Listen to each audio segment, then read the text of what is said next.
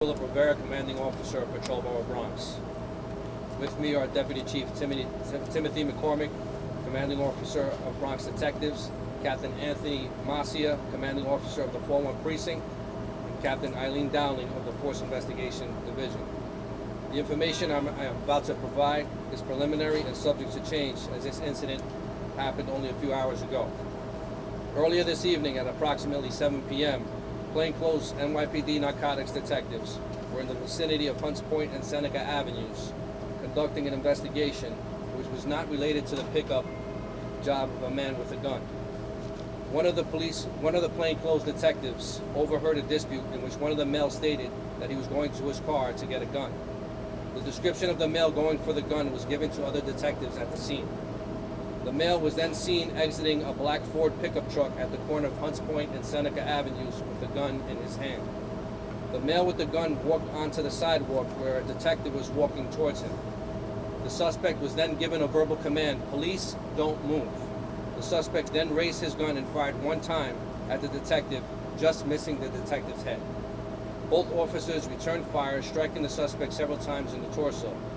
The suspect was taken to Lincoln Hospital, where he was pronounced deceased. The sergeant and detective were taken to an area hospital for a medical evaluation. A Burner HD Airsoft pistol was recovered at the scene. I can take a few questions at this point. All right, guys, we're gonna do it one at a time. Questions? Josh? I'm sorry, just to be clear, airsoft pistol, so that's an air pellet gun? I'm sorry, I don't know. Chief, it looks pardon me. For all intents and purposes, it looks like a semi-automatic firearm. I will leave the exact analysis up to the lab when they get back. That's what we'll do. So could you just maybe a little more into how the police officer detective engaged the suspect? I mean, how close were they? Was it clear that it was a law enforcement officer at that time? So one of the officers was wearing a vest carrier that said "Police" on it with a shield. The other officer said "Police, don't move" loudly, and it was approximately 10 to 15 feet away. And it was then that he fired the shot at the detective after they identified the police officer. That's part of the preliminary investigation. Questions? Anybody else? Any idea what the dispute was about?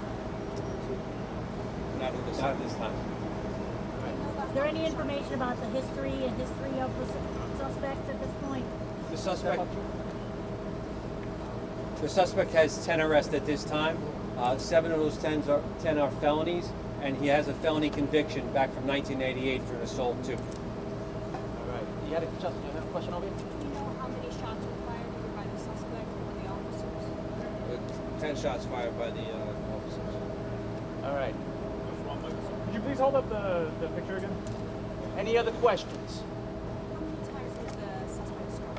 The suspect is struck 5 times. Are we good? Thank you, everyone. Thank you.